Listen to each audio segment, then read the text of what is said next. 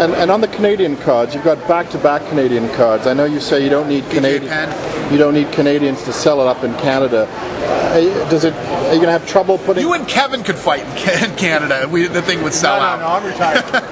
I'm telling you, man. Canada is the craziest thing that I've ever seen, and I'd never expected it. To try to even explain to you guys, I don't know if you feel it up there or whatever. We're so huge up in Canada. If we got that much of the coverage in the United States that we get in Canada, and this thing would be bigger than football. Okay, it's crazy, dude. On ESPN yesterday, you know what they're talking about? All day, every fucking show they're talking about Herschel Walker versus Jose Canseco. That's how fucked up ESPN is, okay? That's what they're talking about. Are you kidding me? You're talking about that? You know, you got George St. Pierre, Anderson Silva, Brock Lesnar, all these guys that are incredible athletes that put all this hard work and time and energy into it. You're talking about goofy-ass Jose Canseco fighting? Crazy, man. So what do you think of Herschel, and as it turned out, was it bad for MMA? I don't think it's bad for MMA. If this guy wants to go out and try to fight and everything else, but to give this guy 1 ounce of coverage, it's retarded. Can I say that? Do you think that Kimbo can beat Herschel Walker? Do I think Kimbo can beat Herschel Walker? God, see, I don't want to go out and be rude to Herschel Walker. Listen, that we started to talk about when I left. If Herschel Walker wants to go out and have a hobby, you know, he wants to, hey, let me try a fight and see, you know, if he fights anybody of any decent caliber, you know, he's going to get beat. Of course. You know, it's just, it's fun. He tried it, you know. But you don't give him credit for being in good condition for 3 rounds, and he beat a guy. He's one of the greatest athletes ever.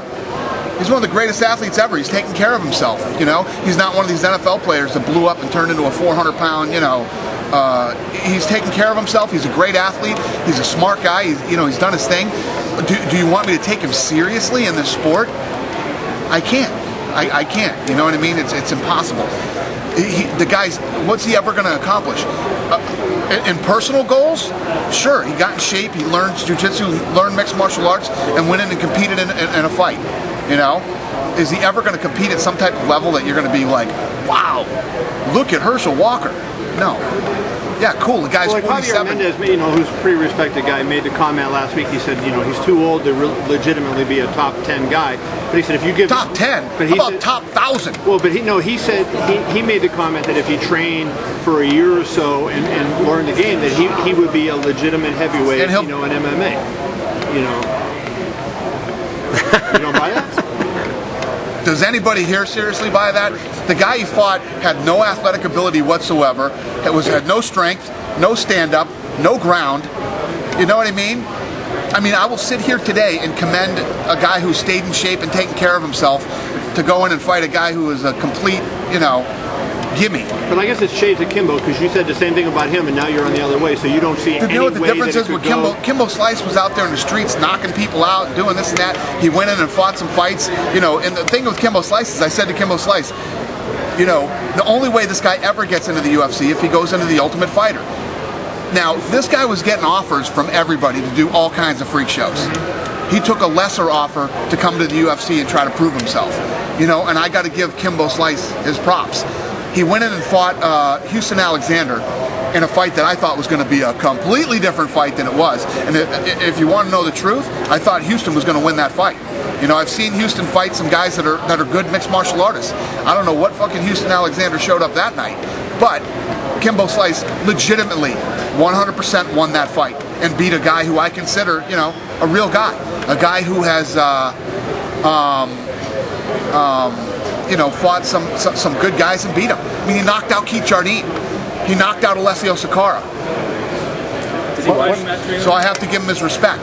You want me to sit here and say that I think fucking Herschel Walker would be top 10 heavyweight in a year of training? No, I'm not saying that. I know you said somebody said that. No, he did. I said he said he would not be. He would not be. Oh, I thought you said he would be. No. He said he would not be a top 10 heavyweight. He wouldn't be a top 100. If you gave me a year to train, then he thought he would be a good, solid heavyweight. You know, in Strikeforce. That's a base. Well, he said in Strikeforce he would be. Well, what is Do you know what fucking Brock Lesnar would do to him, or Cain Velasquez, or arguing that?